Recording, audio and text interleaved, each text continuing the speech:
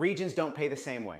And for enterprise staffing operators running $25 to $40 million a month in payroll, that variance is not a minor accounting detail. It is a structural cash flow problem hiding inside a healthy-looking operation. The opportunity. When you are operating across multiple regions with strong client relationships in each market, the business has built something real. At $25 to $40 million a month in payroll, geographic diversification is supposed to be a strength. Multiple revenue streams, multiple client bases, multiple markets producing simultaneously. If your cash conversion stays synchronized across those regions, you can fund each market independently, protect your national client relationships, and scale the footprint without the enterprise complexity slowing you down. That is what multi-region operations look like when the infrastructure is right. The risk. Here is where the complexity creates the cash problem. I took a call with an enterprise staffing firm running $30 million a month in payroll across 4 regions. The Southeast operation was collecting in 38 days. The Midwest was sitting at 52 days. The Northeast was stuck at 61 days. Same company, same payroll cycle, going out every single week across all 4 regions.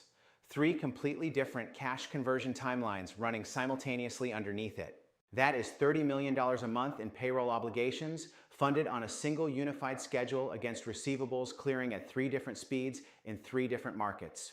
The Northeast region alone was carrying a 23-day gap wider than the Southeast. At $30 million a month, that timing divergence is not a rounding error. It is millions of dollars in working capital sitting in transit at any given moment while payroll runs on a schedule that does not care which region is slow paying this week. That is regional timing divergence. The enterprise looks liquid in the aggregate. The cash gap lives in the detail. And the operators managing this manually are burning bandwidth that should be running the business. The next step, we structured an invoice factoring facility built to operate across all 4 regions simultaneously. Every invoice earned in every market converted to working capital immediately regardless of what the regional DSO was doing on any given week. The Southeast clearing in 38 days and the Northeast stuck at 61 days became irrelevant to the payroll schedule. Every region funded, every Friday covered. The geographic variance stopped being a cash management problem and became exactly what it was always supposed to be, just data. Diagnostic question. Right now, do you know the DSO by region across your enterprise operation? And more importantly, do you know which region is carrying the widest gap against your weekly payroll obligation? Trust me on this one.